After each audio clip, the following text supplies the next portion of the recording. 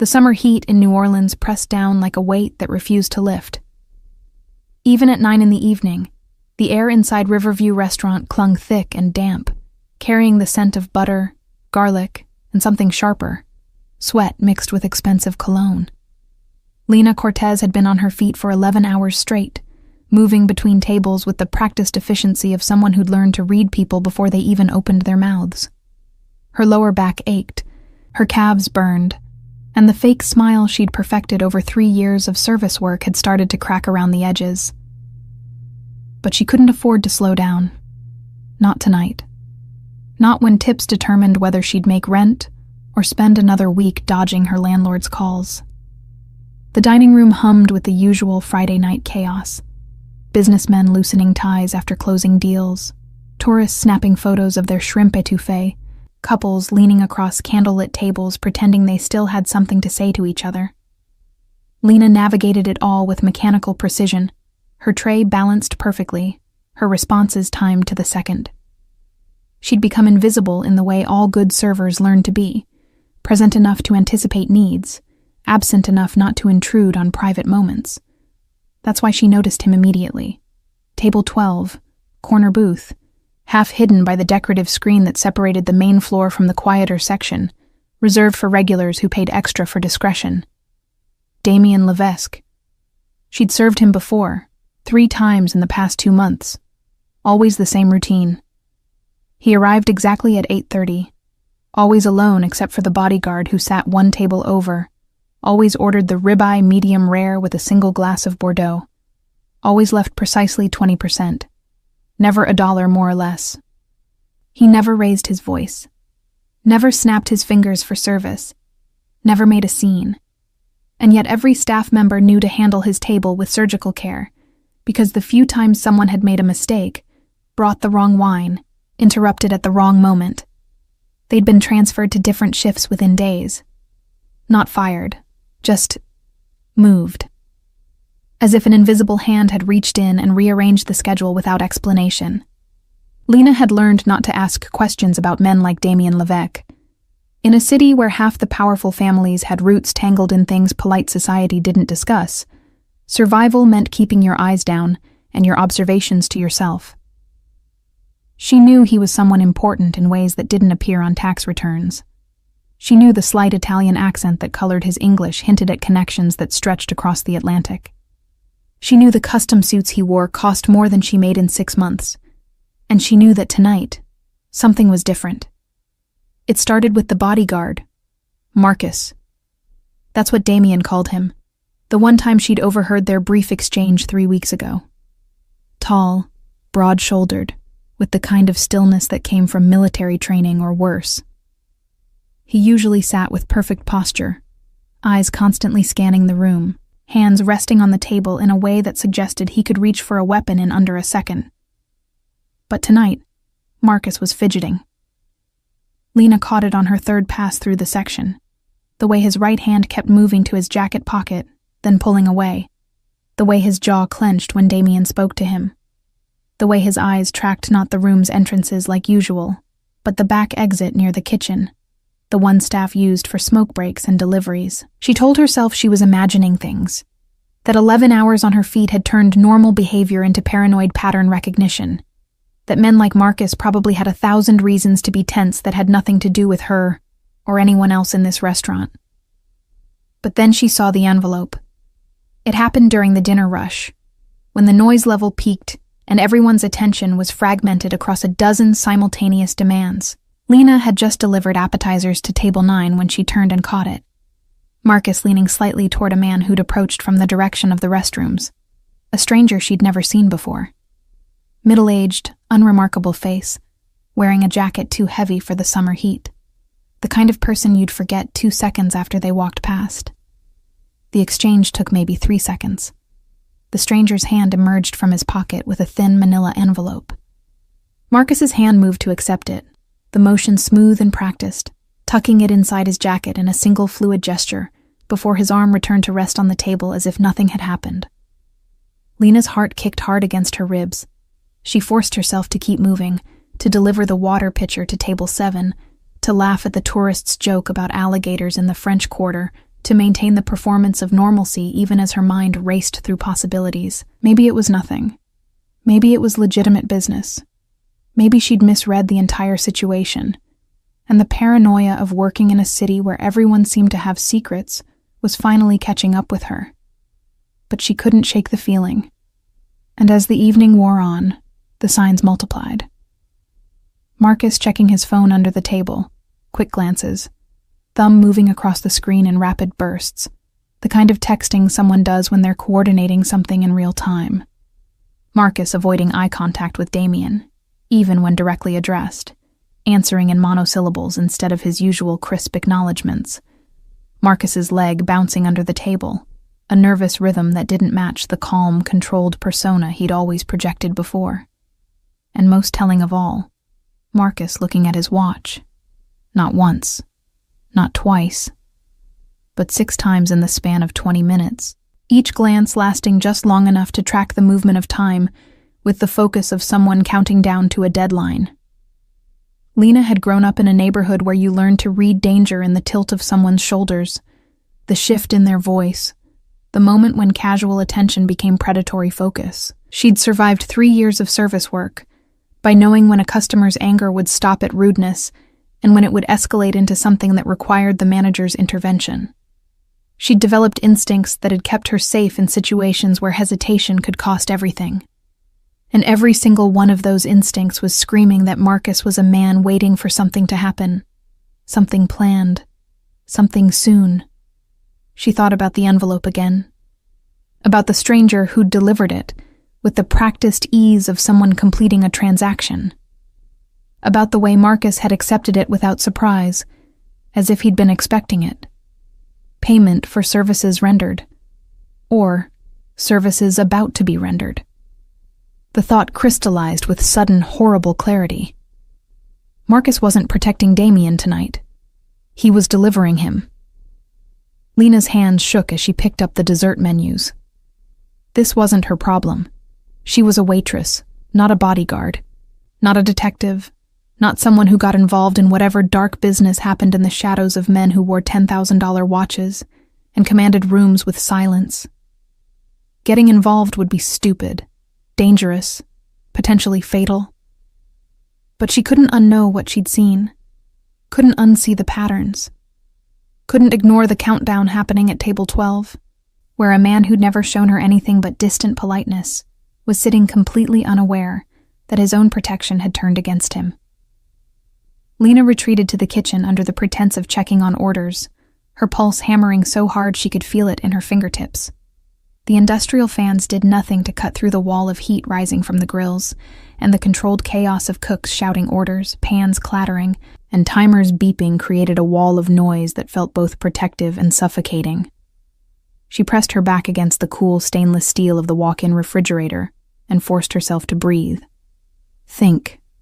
Process. What exactly had she seen? A bodyguard accepting an envelope. A bodyguard checking his phone. A bodyguard looking tense. That wasn't evidence. That was speculation. She could be completely wrong. Marcus could be dealing with personal problems, financial trouble, family crisis, health issues. The envelope could contain anything. The phone checking could be about his sick mother, his kid's school emergency, his gambling debts. The tension could stem from 1,000 sources that had nothing to do with betrayal. But even as she tried to talk herself down, her mind kept circling back to one detail that wouldn't let go: the way Marcus had positioned himself tonight.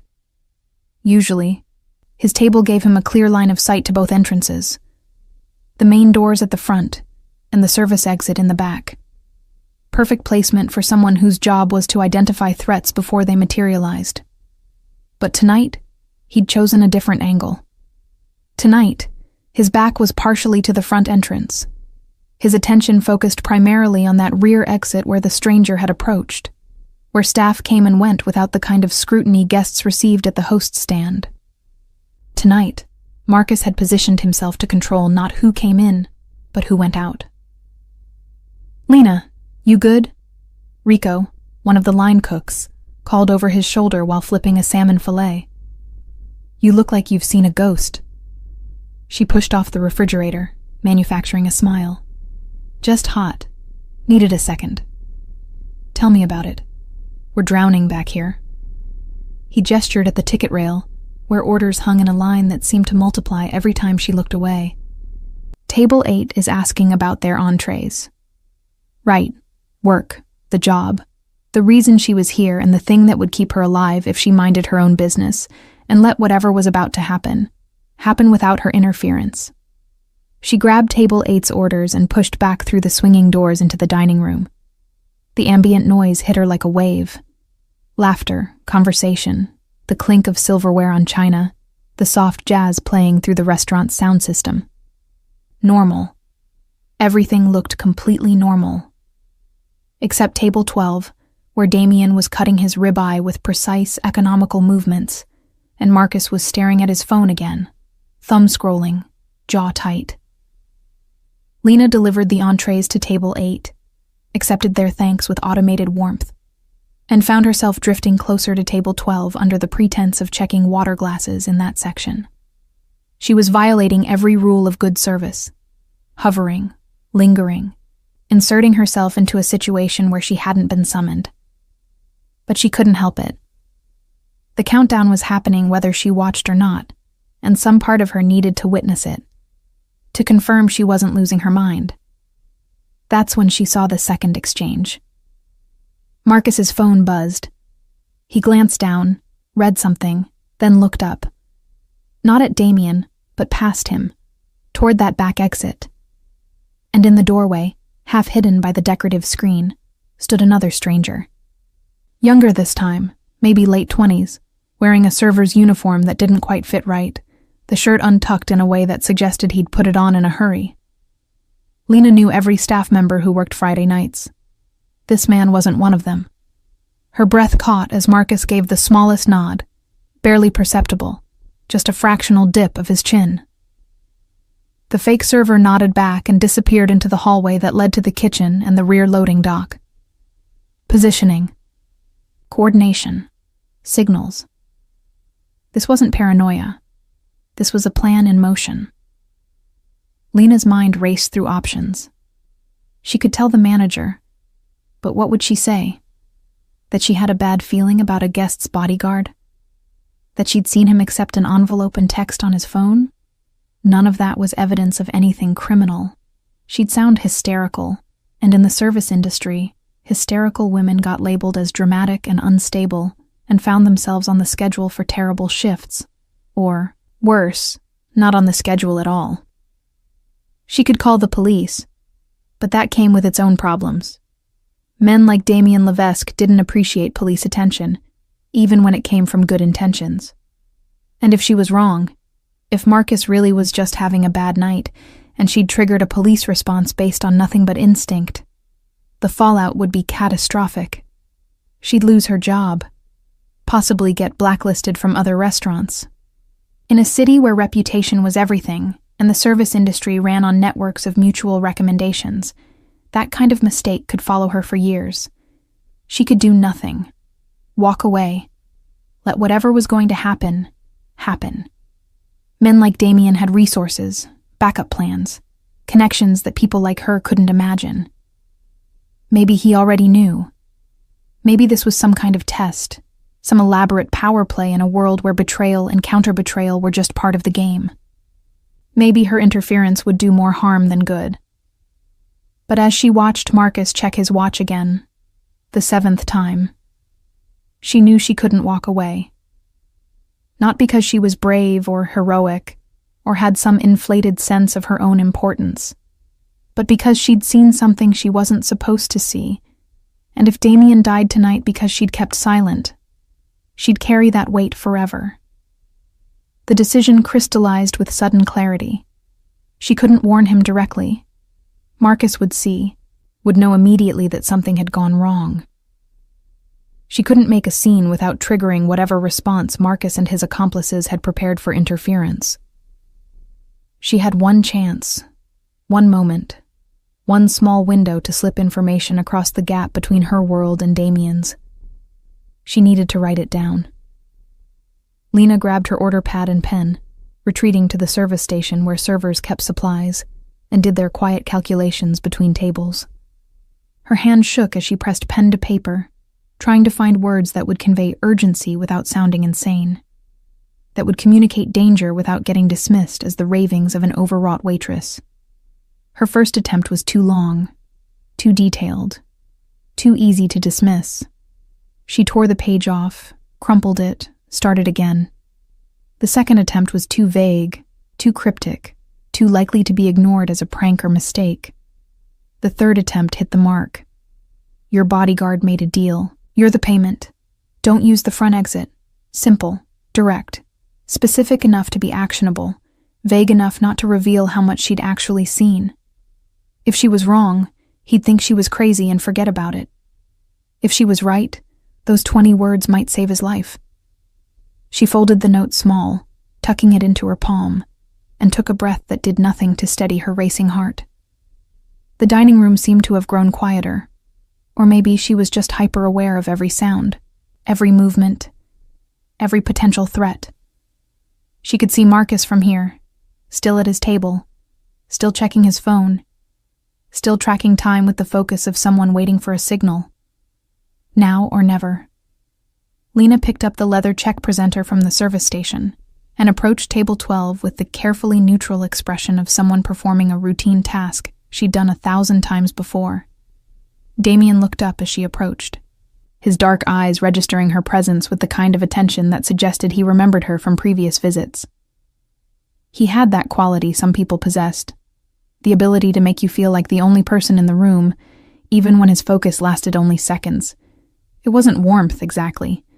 More like the intensity of someone who'd learned that missing details could be fatal.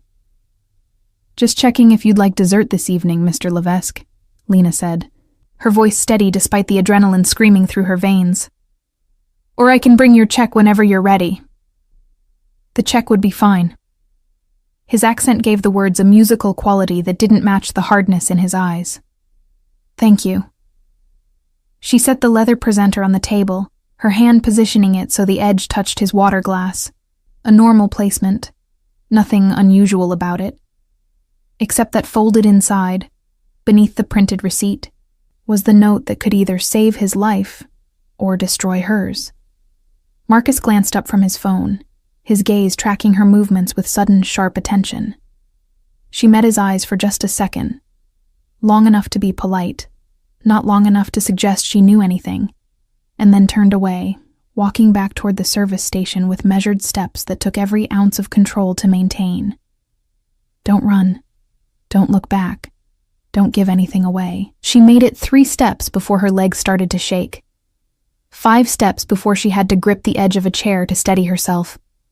7 steps before she reached the relative safety of the service station and pressed her forehead against the cool metal of the coffee machine, willing her heart to slow down. What had she just done? Behind her, she heard the subtle sound of leather sliding against wood. Damien opening the check presenter. Her entire body tensed, waiting for the reaction. Would he laugh? Call her over? Ignore it completely? Show it to Marcus? The seconds stretched into something liquid and endless, time moving at a pace that felt divorced from reality. The restaurant continued its normal rhythms around her. Orders being taken, food being delivered, couples arguing quietly over who would pay the bill. But Lena existed in a bubble of suspended animation. Every nerve ending focused on the man at table 12, and whatever was happening in his mind as he read those 20 words she'd risked everything to deliver. She couldn't see his face from this angle, couldn't read his reaction, could only wait and wonder if she'd just signed her own death warrant by inserting herself into business that belonged to a world she'd spent her entire life trying to avoid. Then movement. Damien's hand reaching into his jacket pocket, pulling out a slim leather wallet, the crisp sound of bills being placed inside the check presenter, the soft scrape of his chair as he stood. Lena's breath stopped. This was it, the moment of truth. Either he'd believed her and was about to act, or he'd dismissed her warning and was walking into whatever trap Marcus had arranged, and she'd have to watch it happen knowing she'd tried and failed. But instead of heading toward the front entrance, the normal route, the expected path. Damien turned and walked toward the kitchen, not quickly, not with any visible urgency. Just a calm, purposeful stride that suggested he'd made a simple decision about using the restroom, or speaking with the manager, or any of a dozen normal reasons a guest might head toward the back of the restaurant. Except Lena saw the micro-expression that crossed Marcus's face when Damien changed direction. Surprise, then confusion, then something that looked like the beginning of panic. Marcus stood abruptly, his chair scraping loud enough to draw attention from nearby tables. "Mr. Levesque," he called, his voice carrying a note of strain that broke through his usually perfect composure. "Sir, the restroom is—" But Damien didn't stop, didn't acknowledge him. Just kept walking with that same unhurried pace, disappearing through the swinging doors that led to the kitchen. And then everything happened at once. Marcus was moving toward the kitchen doors when his phone buzzed. He glanced down, read something, and his expression shifted from panic to something harder. He changed course, heading instead for the back exit, not running, but moving with clear purpose, one hand inside his jacket where Lena knew he kept his weapon. The fake server she'd spotted earlier emerged from the hallway, also heading for the exit. His hand pressed to an earpiece she could now see wasn't part of any restaurant-issued equipment. The dining room, oblivious to the currents of violence flowing beneath the surface of normal Friday evening service, continued its pleasant buzz of conversation and laughter. People eating expensive meals, celebrating anniversaries, making business deals, completely unaware that somewhere in the spaces between their tables, a betrayal years in the making was collapsing in real time. Lena stood frozen at the service station, her hands gripping the counter so hard her knuckles had gone white. Every instinct screamed at her to run, to hide, to distance herself from whatever was about to explode. But her feet wouldn't move. She'd started this by passing that note. She'd diverted Damien from walking into an ambush. And now she needed to see how it ended. Needed to know if her intervention had saved him or just delayed the inevitable. The kitchen doors swung open again, and Rico emerged carrying a tray of desserts, completely unbothered. "Hey, Lena, Table 6 wants to see you about. Are you okay? You look like you're gonna pass out." She tried to respond, but her throat had closed around the words. Instead, she just shook her head, her eyes still tracking the back exit where Marcus and the fake server had disappeared. "Seriously, you need to sit down." Rico set the tray on the service station and gripped her elbow, his touch bringing her back into her body, into the present moment. "When's the last time you ate something? You're white as a sheet." "I'm fine," she managed, her voice coming out hoarse. "Just need a minute. Take 5 in the office. I'll cover your section." She wanted to argue, wanted to stay and watch for whatever came next, but Rico was already guiding her toward the back hallway, past the kitchen, toward the small manager's office where staff went to cry or quit or hide when the pressure of public-facing service became too much. They passed the open door to the loading dock, and Lena caught a glimpse of the alley beyond. Dark, except for the single security light that cast everything in harsh shadows. Empty. No sign of Marcus or the fake server or anyone else who might have been waiting there. No sign of Damien either. Rico deposited her in the manager's office with instructions to drink water and breathe, then disappeared back toward the dining room. Lena sank into the battered desk chair and stared at the wall calendar without seeing it, her mind replaying the last 10 minutes on a loop, searching for clues about what happened after Damien walked through those kitchen doors. Had he slipped out through the loading dock? Did he have backup she hadn't seen? Was he already dead in some alley, her warning arriving too late to change anything? Or had he known all along? Had her note simply confirmed suspicions he'd been harboring for weeks, giving him the final piece of information he needed to act first, instead of waiting to be acted upon? She didn't know. Had no way of knowing. And the not knowing felt like drowning in slow motion. The office door opened without warning, and Lena's head snapped up, her heart launching into her throat as she prepared for... She didn't even know what. Marcus coming to eliminate the witness? The police wanting to question her? The manager firing her for causing some kind of disturbance she still didn't fully understand. But it was just Sarah, the hostess, poking her head in with a concerned expression. "Hey, you okay? Rico said you weren't feeling well." "Yeah, just needed a minute." Lena forced herself to stand, to move, to return to the performance of normalcy, even though nothing felt normal anymore. "I'm good now. Back to work." "You sure? Because if you need to go home..." "I'm sure." She pushed past Sarah and back into the kitchen, where the organized chaos continued unchanged. Cooks shouting orders, plates being assembled, the industrial dishwasher roaring through another cycle. Everything exactly as it had been before she'd passed that note, before Damien had disappeared, before the world had tilted sideways. Lena returned to the dining room, her legs still unsteady, and scanned for table 12. Empty. The dishes had been cleared. The check presenter was gone. In its place sat a neat stack of bills, payment for the meal, plus exactly 20% gratuity, just like always. As if nothing unusual had happened. As if Damien Levesque had simply finished his dinner and left like any other customer. Except he hadn't used the front door. And Marcus hadn't returned. And somewhere in the city beyond these walls, consequences were unfolding that she'd set in motion with 20 words on a piece of paper. The rest of Lena's shift passed in a fog of mechanical action. She took orders without hearing them, delivered food without tasting it in her mind, smiled and nodded, and performed the elaborate dance of service work, while her thoughts spiraled through increasingly dark scenarios. Every time the front door opened, she tensed, expecting police or men in expensive suits, or Marcus returning to tie up loose ends. Every unexpected sound made her flinch. Every shadow in her peripheral vision became a potential threat. But nothing happened. The dinner rush wound down into the quieter, late-night crowd. Tourists lingered over coffee. Local regulars nursed final drinks at the bar. The kitchen started breaking down their stations. And Lena moved through it all like a ghost haunting her own life, present, but not really there. By the time her shift ended at midnight, she'd convinced herself she'd imagined the whole thing, that her overactive pattern recognition had assembled normal events into a paranoid fantasy, that tomorrow she'd wake up and laugh at herself for writing that melodramatic note and sneaking it onto a customer's table like she was living in some kind of thriller novel instead of just surviving another Friday night in the service industry. She changed out of her work clothes in the tiny employee bathroom, stuffing her sweat-damp shirt into her bag and pulling on the oversized cardigan she wore for the walk home.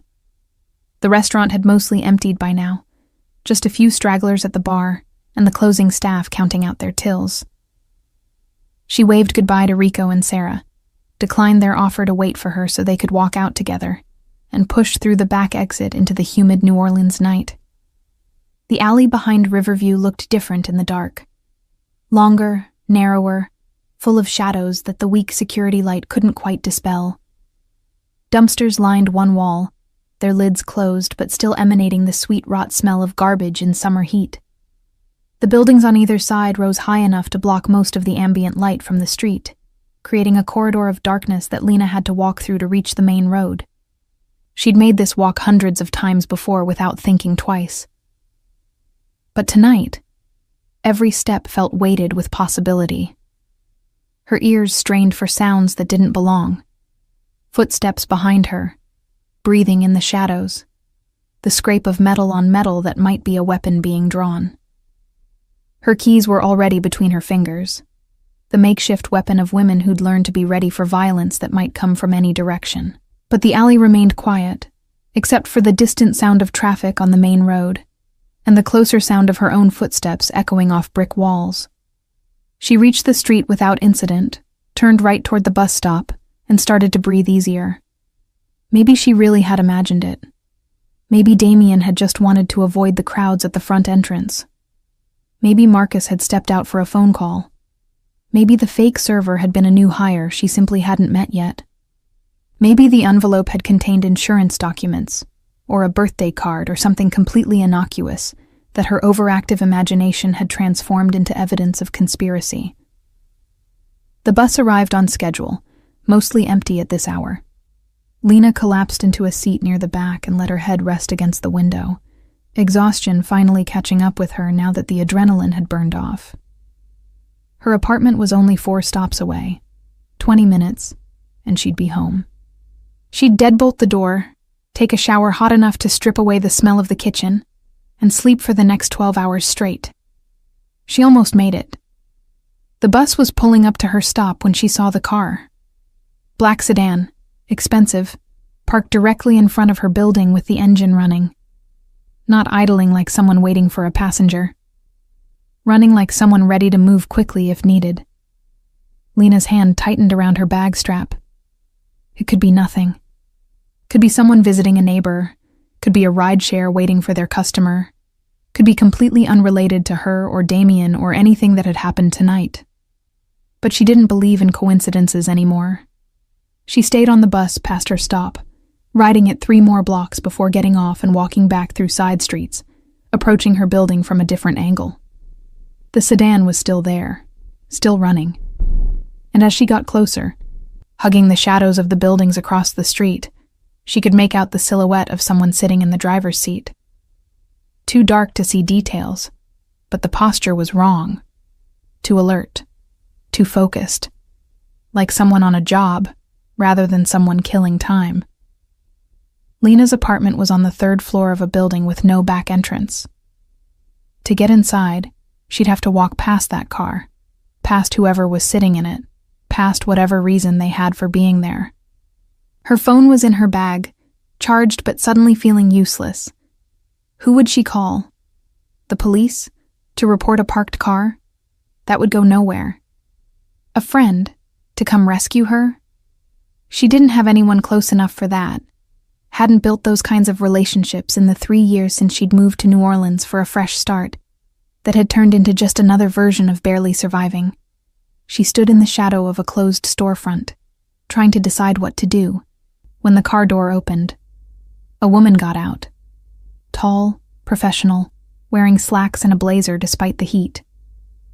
She walked directly to Lena's building entrance, pressed a button on the intercom system, waited. When no one answered, because Lena wasn't home to buzz her in, she pulled out her phone and made a call. 30 seconds later, Lena's phone buzzed in her bag. Unknown number, local area code. Her hand shook as she pulled it out and stared at the screen. Let it ring once, twice, 3 times. If she didn't answer, would they leave, or would they wait? And if they waited, how long until they got tired of waiting and decided to take more direct action? On the 4th ring, she answered. Hello? Miss Cortez. A woman's voice, calm and professional, like a lawyer or a very expensive personal assistant. My name is Victoria. I work for Mr. Levesque. He'd like to speak with you briefly if you have a moment. I'm parked outside your building. Lena's mouth went dry. I don't know what you're talking about. I don't know any Mr. Levesque. Yes, you do. You served him dinner tonight at Riverview. You also provided him with information that proved extremely valuable. A pause. He'd like to thank you personally. The words, thank you, shouldn't have sounded threatening. But something in Victoria's tone made it clear this wasn't really a request. This was a summons dressed up in polite language, the kind of invitation that came with consequences if declined. I can't right now, Lena said, backing further into the shadows. I'm not home. You're standing in the doorway of Paolo's bakery, which is closed for the night. Victoria's voice remained pleasant. You're wearing a gray cardigan over a white tank top. Your hair is pulled back in a ponytail. Should I continue? Fear shot through Lena's chest like electricity. They'd been watching her, following her, tracking her movements with enough precision to know exactly where she was, what she was wearing, how she'd tried to avoid them. What does he want? Her voice came out smaller than she intended. To talk. Nothing more. I promise you're not in danger, Miss Cortez. If Mr. Levesque wanted to harm you, we wouldn't be having this conversation. Another pause. He simply wants to meet the person who saved his life. Is that so unreasonable? Lena's mind raced through options. Run. But where? They clearly had resources to find her. Hide. But for how long? Call the police and say what? That she'd gotten involved in something she didn't understand and now couldn't get out? If I agree to meet him, she said slowly, will you leave me alone after? That depends on what's discussed, but I can guarantee your safety during the meeting and transport both ways. You have my word. The word of a stranger working for a man she'd served dinner to 3 times. Not exactly reassuring, but what choice did she have? Okay, Lena heard herself say, but somewhere public, not his house or office or wherever. Of course, there's a coffee shop on Magazine Street, La Petite Rose. Do you know it? She did. Open 24 hours, usually busy even late at night with the post-bar crowd, public enough to feel safer than an alley or a private residence. I can be there in 20 minutes. Perfect. Mr. Levesque will meet you there. Victoria paused. And Miss Cortez? Thank you for agreeing. He doesn't forget people who help him. That's not common in his world. The line went dead before Lena could respond. She stood in the doorway of the closed bakery for another minute, trying to process what had just happened. Then she pulled her cardigan tighter around her shoulders and started walking toward Magazine Street, toward La Petite Rose, toward a meeting with a man whose life she'd saved, but whose world she didn't understand, toward consequences she couldn't predict and couldn't avoid. La Petite Rose occupied a corner location with floor-to-ceiling windows that spilled warm light onto the sidewalk. Even at 1 a.m, it bustled with activity. Students bent over laptops, musicians unwinding after late-night gigs, insomniacs seeking company and caffeine. The familiar smell of espresso and baked goods hit Lena as she pushed through the door, and for a moment, she almost convinced herself this was just another late-night coffee run. Nothing unusual about it. Then she saw him. Damien sat alone at a corner table, positioned so his back was to the wall, and he had a clear view of both entrances. No bodyguard this time. No Marcus to watch his blind spots. Just him, wearing a simple black shirt and slacks, looking like any other customer except for the way he held himself. That particular stillness that suggested coiled violence barely restrained. He saw her immediately, his dark eyes locking onto hers across the crowded coffee shop. He didn't smile, didn't wave, just gave the smallest nod, an acknowledgement that said, I see you. I've been waiting. Lena forced her feet to move, navigating between tables until she stood in front of him, her hands clutched around her bag strap like it might anchor her against whatever was coming. Sit, he said. Not a command exactly, but not a request either. The kind of statement that assumed compliance. She sat. Up close, she could see details she'd missed during their brief interactions at the restaurant. The faint scar along his jawline, mostly hidden by the careful grooming of his beard. The silver ring on his right hand, engraved with symbols she didn't recognize. The way his eyes tracked not just her, but everything around them. The couple arguing 2 tables over, the barista wiping down the counter, the guy who'd just walked in and was now ordering at the register. He was always watching, always assessing, living in a state of permanent vigilance that must be exhausting. You want coffee? He asked. I want to know why I'm here. A slight smile touched his lips, there and gone in an instant. Fair enough. You're here because you did something tonight that very few people would have the courage, or the stupidity, to do. He leaned forward slightly. You warned me. Why? Lena's mouth felt dry despite the humid air. I saw something that didn't feel right. I thought you should know. What exactly did you see? She hesitated, unsure how much to reveal, how much he already knew. Your bodyguard, Marcus. He was acting strange all night, nervous, checking his phone constantly, looking at his watch like he was tracking time. And I saw him accept an envelope from someone I didn't recognize. Then later, I saw him signal to a guy wearing a server uniform that didn't fit right. She paused. It looked like they were coordinating something, and you were the target. Damien listened without interruption, his expression neutral, giving nothing away. When she finished, he was quiet for a long moment, his fingers drumming once against the table, a brief release of some internal energy. "You have good instincts," he said finally. "Everything you saw was accurate. Marcus had been offered a substantial amount of money to deliver me to people who've wanted me dead for 3 years. Tonight was supposed to be the night." He paused. "Your note gave me the 30 seconds I needed to change the outcome. What happened to him? To Marcus? What happens to traitors in my line of work?" His voice carried no emotion, just stating a fact. "You don't need details." Lena's stomach turned, but she forced herself not to look away. "And the people who hired him?" "Also handled. They won't be a problem anymore." He tilted his head slightly, studying her. "You're afraid of me." "Yes." "Good. Fear is honest." He leaned back in his chair. "But you should also know that I don't hurt people who help me. You saved my life tonight. That creates a debt. I don't want anything from you." "I know. That's why I'm offering." He pulled something from his pocket and set it on the table between them. A small black box, the kind that might hold jewelry. "Open it." Lena stared at the box like it might contain a bomb. "What is it?" "Open it and see."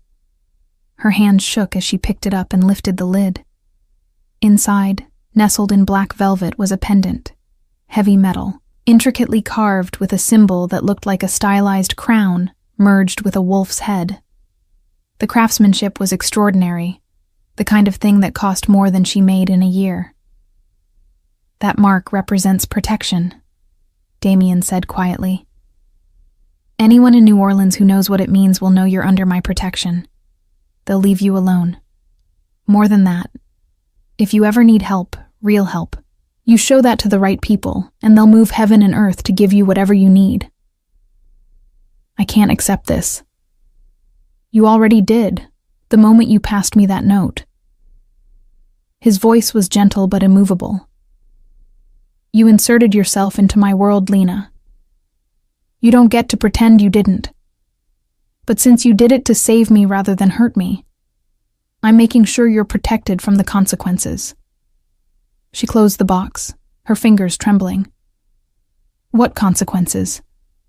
"People will know you warned me. Word travels in certain circles. Some might see you as an asset, others as a threat. The pendant ensures everyone knows which one you are." He paused. "You're protected. That's not negotiable." The weight of it settled over her like a physical thing. The knowledge that her life had changed irrevocably, that she'd crossed a line she could never uncross. She'd meant to save one man's life. She hadn't considered what it would cost her to do it. "Why?" she asked, her voice barely above a whisper. "Why does it matter so much? You don't know me. I'm nobody. You're somebody who saw something wrong and did something about it, even though it was dangerous. Even though you had nothing to gain. That's not nobody." His eyes held hers with an intensity that made it hard to breathe. "People in my world don't operate that way. They calculate. They leverage. They turn every action into a transaction. You didn't. You just acted because you thought it was right." He paused. "That's rare. Worth protecting." Lena looked down at the box in her hands, at the pendant that represented a protection she'd never asked for and couldn't refuse. "What happens now?" "Now you go home. You wear the pendant or don't. Your choice, though I recommend you do. You go back to your life. Nothing changes unless you need it to." He stood smoothing his shirt. "But you should know. I don't forget debts. If you ever need anything, you have a way to reach me now." "How?" He pulled a card from his wallet and set it on the table. Plain white, no logo, just a phone number embossed in black. "That's a direct line. It's always answered. You call, someone will find me." She picked up the card, studying the number like it might reveal secrets. "And if I never call?" "Then you never call, but you'll still be protected. That doesn't expire." He started to walk away, then paused and turned back. "One more thing. The restaurant. You should know that I own Riverview. I have for 5 years. The management company is just a front." Lena's head snapped up. "What?" "I'm telling you because you should know who you're working for. If that changes anything, if you want to leave, there will be no consequences. Full recommendation, severance pay, whatever you need." He held her gaze. "But if you stay with full knowledge. I don't like secrets. Not with people who've earned honesty." The revelation hit her like a physical blow. She'd worked at Riverview for 3 years, never knowing who actually signed her paychecks, never knowing the quiet customer at table 12 was the man who owned the whole operation. "Why tell me?" "Because you passed me a note that saved my life. I think you've earned transparency." A slight smile. "And because I think you'll stay. You're tougher than you look." He walked out of the coffee shop without looking back, leaving Lena sitting alone with a pendant, worth more than she'd make in a decade, and a phone number that connected her to a world she'd spent her whole life trying to avoid. She stayed there for another hour, drinking coffee she didn't taste, trying to process what had happened, trying to understand how a single moment of instinct, seeing something wrong and choosing to act, had tangled her life with someone who operated by rules she didn't understand. Eventually, she walked home. The black sedan was gone from outside her building. The street looked normal, quiet, empty except for the occasional car passing through. She climbed the 3 flights to her apartment, deadbolted the door behind her, and sat on her worn couch staring at the black box sitting on her coffee table. The pendant glinted in the dim light from her kitchen, beautiful and dangerous and impossible to ignore. After a long time, she opened the box and lifted out the pendant. The metal was cold against her palm, heavier than she'd expected. She studied the intricate carving. The crown merged with the wolf, power and predator combined into a single symbol. Then, she clasped it around her neck. 3 weeks passed before Lena saw Damien again, though his presence haunted her days in more subtle ways. The pendant stayed around her neck, hidden beneath her shirt during work shifts, an invisible weight that reminded her with every movement that her life had changed in ways she was still trying to understand. At first, nothing seemed different. She went to work, took orders, delivered food, collected tips. The other servers noticed nothing unusual about her. Why would they?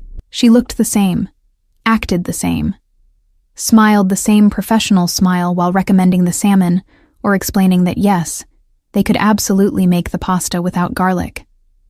But Lena noticed the differences. The way certain customers looked at her with sudden recognition when the pendant shifted beneath her shirt, and they caught a glimpse of the chain. The way conversations at nearby tables sometimes stopped when she approached.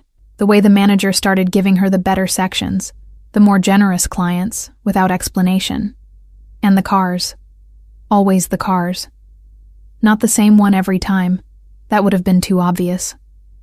But she started recognizing the pattern. A dark SUV idling half a block from the bus stop when she left work late. A sedan parked across from her building in the mornings when she left for her shift. Different vehicles, different drivers, but always the same careful distance, always the same watchful presence. She was being protected, watched, guarded by invisible handlers who never approached, never spoke, but made sure she was never truly alone. It should have felt suffocating. Instead, it felt like the first time in her adult life that she could walk home at night without keys between her fingers, could zone out on the bus without constantly scanning for threats, could exist in the world without the low-level anxiety that had been her constant companion since she'd moved to New Orleans 3 years ago. The The pendant had made her safe. But it had also marked her as something different, something set apart from the normal flow of life in the service industry. Rico noticed first. "You got a boyfriend?" he asked one night during the post-dinner lull, his tone casual, but his eyes too sharp. "Because I swear I've seen the same car dropping you off twice this week." "Just a friend giving me rides," Lena said, which was technically true. One of her invisible guardians had started offering transportation when the weather turned bad, or her shift ended particularly late. "Uh-huh." Rico didn't look convinced.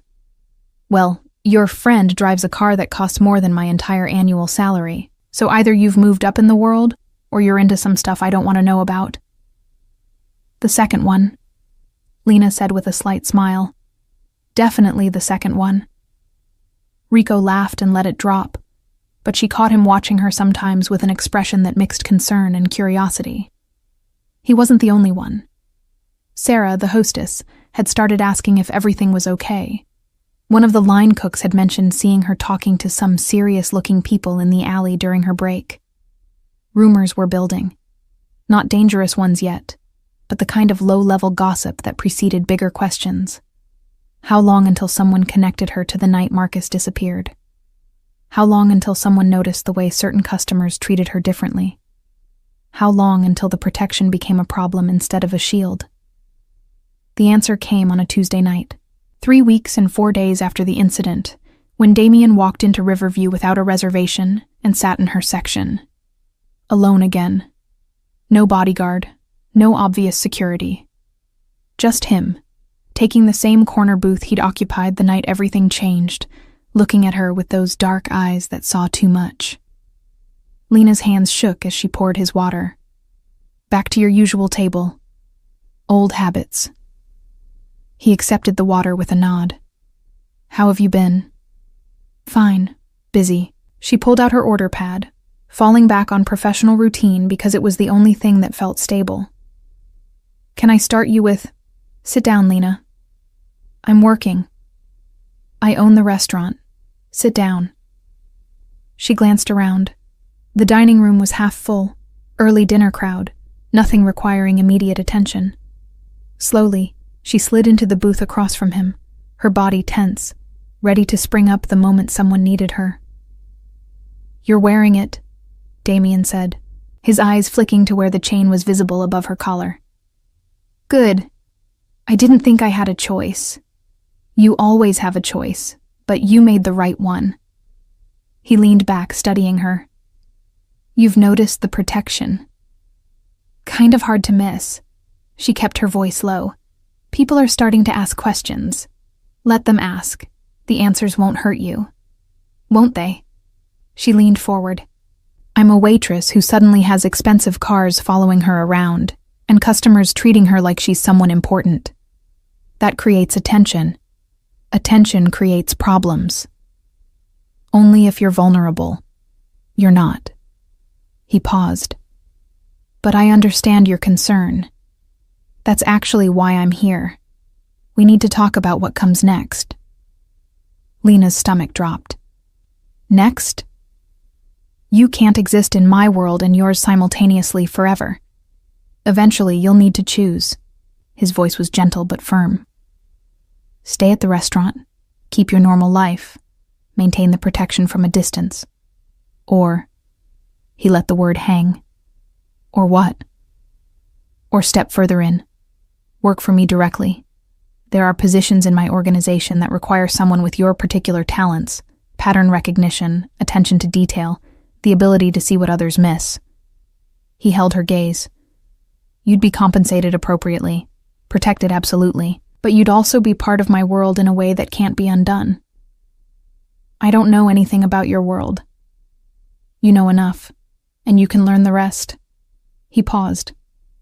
"I'm not pressuring you. But I wanted you to understand the option exists. You save my life.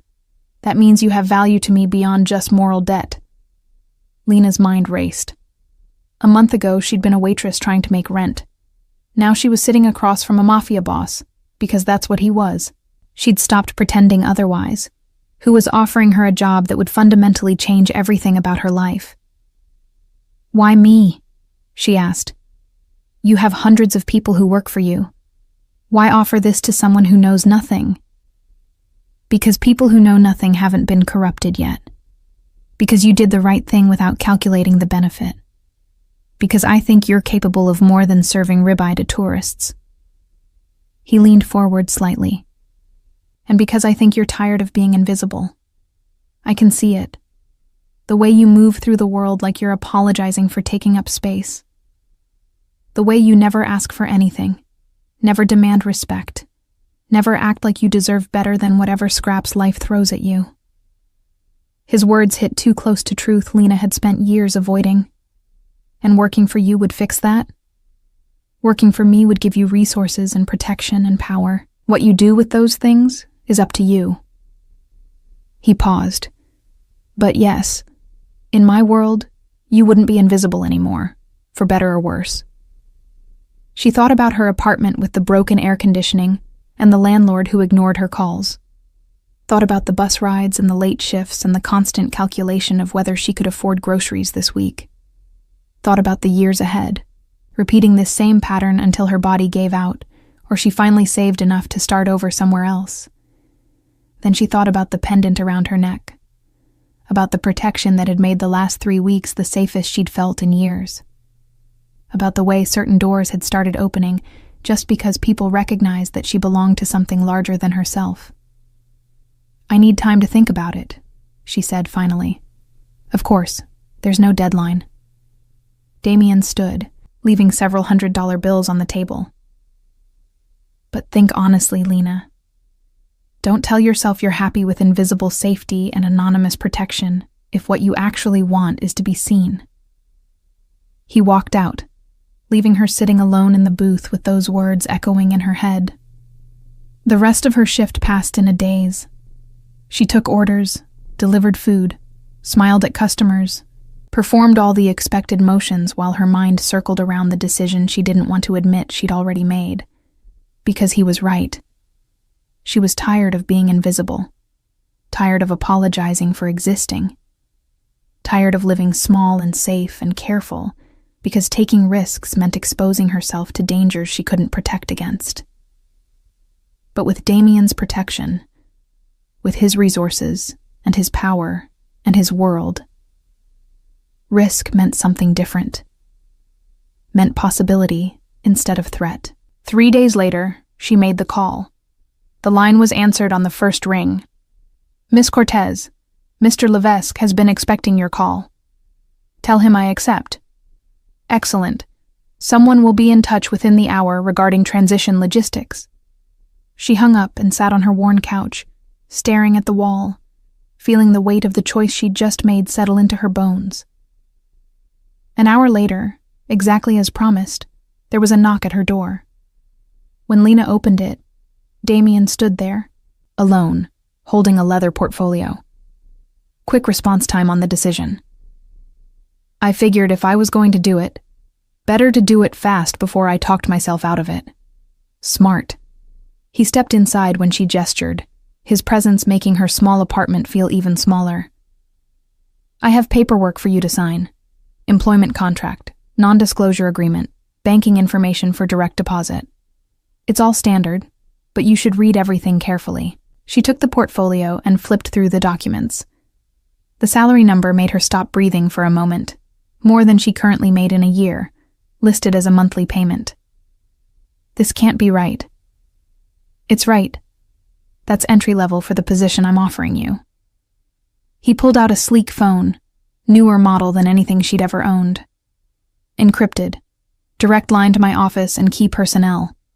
You'll receive training over the next 3 weeks. Basic security protocols, how to recognize threats, emergency procedures. Nothing dangerous yet.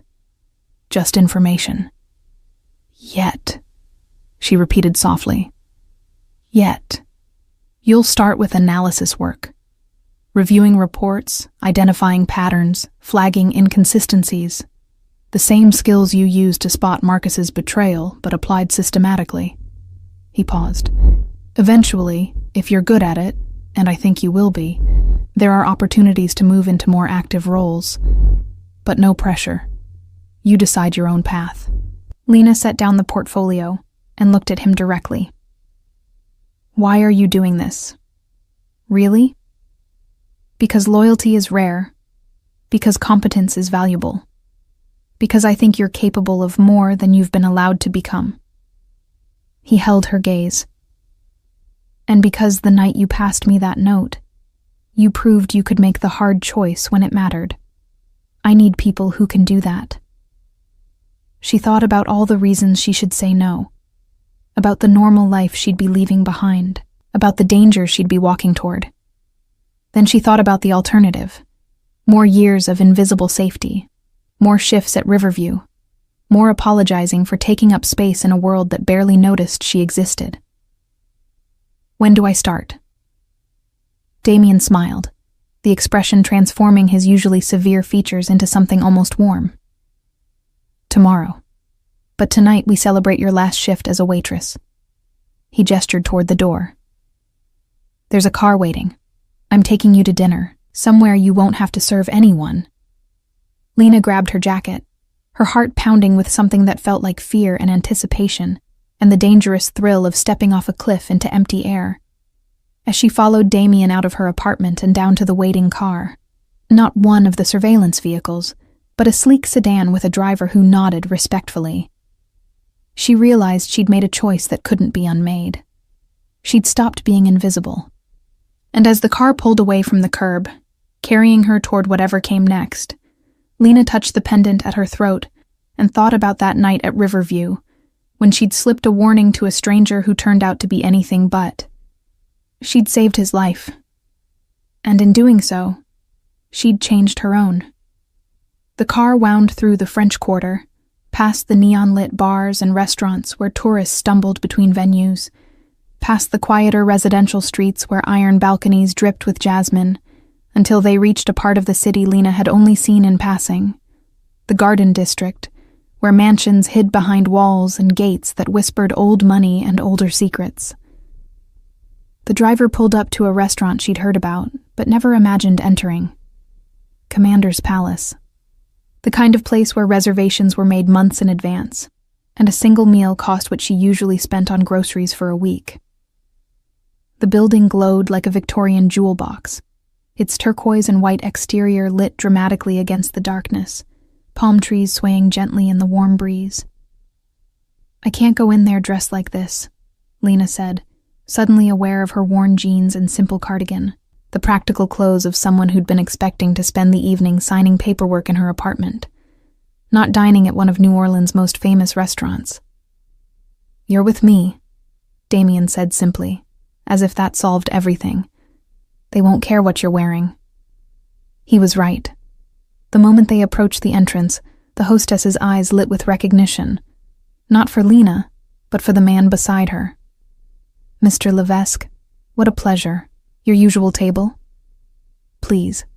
They were escorted through the main dining room, past tables filled with well-dressed patrons celebrating anniversaries and closing business deals, up a staircase to a private room on the second floor. Smaller, quieter, with only 3 other tables, all empty. The walls were painted a soft cream, decorated with elegant artwork that probably cost more than Lena's yearly rent. Crystal chandeliers cast warm light across white tablecloths and polished silverware. Their table was positioned by the window, offering a view of the garden below where fairy lights twinkled among the magnolia trees. Damien held her chair, the gesture so natural and practiced that Lena wondered how many women had sat across from him in rooms like this, how many had been charmed by the contrast between his dangerous reputation and his perfect manners. Wine? He asked, as a sommelier appeared with a leather-bound list. I don't know anything about wine. Then I'll choose. He ordered something in French that the sommelier seemed to approve of enthusiastically, then turned his attention back to Lena. You're nervous. I just agreed to completely change my life. Yes, I'm nervous. Good. If you weren't, I'd be worried. He leaned back as the sommelier returned with a bottle, performed the ritual of presenting, opening and pouring with practiced elegance. When they were alone again, Damien raised his glass. To new beginnings, and to the woman brave enough to trust her instincts. Lena touched her glass to his, the crystal making a pure, clear sound. The wine was rich and complex, tasting of dark fruit and something earthy she couldn't identify. She'd never had wine that cost more than $15 a bottle. This one probably cost more than her security deposit. "Tell me something," Damien said after they'd ordered. Or rather, after he'd ordered for both of them, somehow knowing she wouldn't object. "Why did you come to New Orleans? You're not from here. I can hear it in your accent. Midwest, maybe? Illinois?" "Indiana, small town outside Indianapolis." She set down her glass, surprised he'd noticed. Most people didn't catch the subtle flattening of her vowels. "I came here 3 years ago for a fresh start. Wanted to be somewhere different. Somewhere I could be anonymous. And instead, you ended up working for me. Life is weird that way." He smiled, the expression reaching his eyes for the first time. "It is. What were you running from? Indiana, I mean. What made you need a fresh start?" The question was casual, but Lena sensed the real interest behind it. This was a test, she realized. He was measuring her honesty, her willingness to be vulnerable, her ability to share information that could be used against her if he were the kind of man who weaponized people's pasts. "Nothing dramatic," she said carefully. "Just a life that felt too small. A town where everyone knew everyone, and nothing ever changed. I was 22, working at a diner, dating a guy I'd known since high school, living in an apartment 2 blocks from my parents' house. And one day I woke up and realized if I stayed, that would be my entire life. Same town, same job, same everything. So I got in my car with 2 suitcases and drove until I hit a city that felt big enough to get lost in. And you chose New Orleans. I chose warmth. I was tired of Indiana winters. Figured if I was going to start over, might as well do it somewhere I wouldn't freeze half the year." She paused. "Turns out the heat here is its own kind of punishment." Damien laughed, the sound surprising in its genuineness. "That it is, but you stayed. 3 years is long enough to leave if you weren't finding what you came for. I guess I got comfortable with being invisible. It's easy here. Nobody asks questions. Nobody expects anything. You can just exist." She met his eyes. "Until you passed me that note and everything changed." "I didn't pass you a note. You passed me one. Same difference. The point is, I stopped being invisible the moment I made that choice." "Do you regret it?" She thought about the question honestly, turning it over in her mind while the server arrived with their first course. Oysters, Rockefeller, the shells arranged artfully on a bed of rock salt, still steaming. She'd never had oysters before, had always thought of them as something rich people ate while making deals that determined other people's fates. "No," she said finally, picking up the tiny fork with care. "I don't regret it. I'm terrified of what comes next, but I don't regret the choice." Terrified is honest. I respect that more than false bravado. Damien ate an oyster with practiced ease. Most people who enter my world try to act like they're not afraid, like they belong from day one. It's a performance, and usually a bad one. Fear is the appropriate response to stepping into something you don't understand. It keeps you careful, keeps you alive. Is that supposed to be reassuring? It's supposed to be true. I won't lie to you about what you're walking into, Lena. This world has rules that aren't written down. Consequences that happen in shadows. People who smile while planning your destruction. You need to understand that from the beginning. The oyster turned to ash in her mouth. Then why bring me into it at all? Why not just keep me protected from a distance like you said was an option? Because I think you're capable of more than safety. And because I need people around me who aren't already shaped by this world. You see things others miss because you haven't been trained to ignore your instincts in favor of protocol. He paused, studying her. But I also need you to enter this with full awareness. If you want to change your mind, now is the time. Before you sign anything. Before you're too deep to extract yourself cleanly. Lena set down her fork and looked at him directly. If I walk away now, what happens? You go back to your apartment, back to Riverview, back to your life. The protection stays. You've earned that. But the opportunity closes. I don't offer twice. And if I stay? Then starting tomorrow, you begin learning how to exist in a world where trust is currency and betrayal is common. You learn to recognize threats. You learn to protect yourself. You learn to see the patterns that others miss. His voice softened slightly. You learn to stop apologizing for taking up space and start demanding the respect you deserve. The last part hit her harder than she expected, because he was right.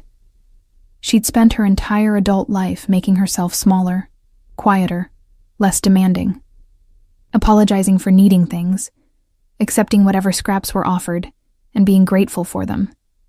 And she was tired, so deeply tired of living that way. I'm staying, she said firmly. I'm signing the papers. I'm taking the job. I'm doing this. Damien's expression shifted into something that looked almost like pride. Good. Then let's enjoy dinner. Tomorrow, the real work begins. But tonight, you get to experience what it's like to not serve other people for once. The rest of the meal was extraordinary. Course after course of food Lena had only read about in magazines. Turtle soup with sherry, Gulf fish with brown butter, quail with foie gras. Each dish was a revelation, flavors so complex and perfectly balanced that she understood for the first time why people paid hundreds of dollars for meals like this. It wasn't just food, it was art, experience. A demonstration of what became possible when resources met skill, met care. Between courses, they talked. Not about business or danger or the world she was entering, but about smaller things. Books they'd read, movies that had surprised them, the strange magic of New Orleans, the way the city felt alive in ways other places didn't.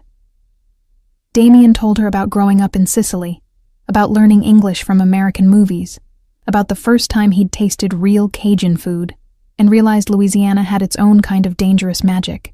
His guard dropped incrementally as the evening progressed, the severe mask he wore in public softening into something more human. And Lena found herself relaxing in a way she hadn't expected.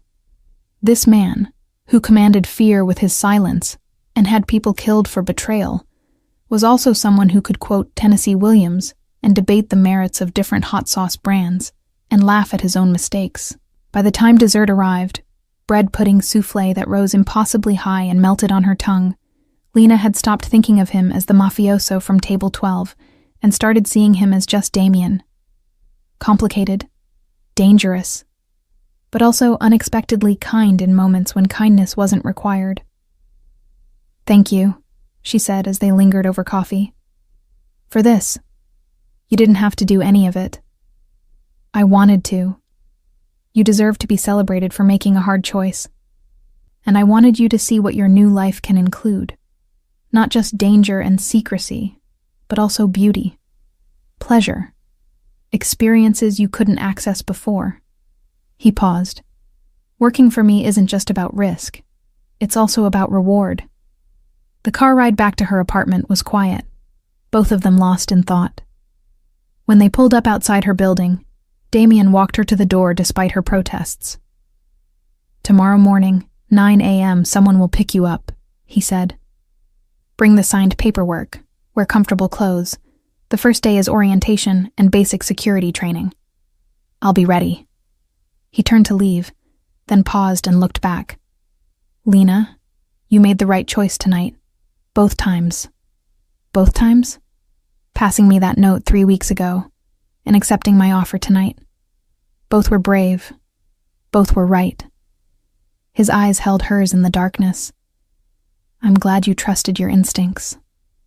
Then he was gone, moving down the sidewalk to where the car waited, leaving Lena standing on her doorstep with her heart racing and her future stretching ahead like an open road leading into darkness. She climbed the stairs to her apartment, signed the paperwork with hands that only shook a little, and set her alarm for 6 a.m. Tomorrow, everything would change.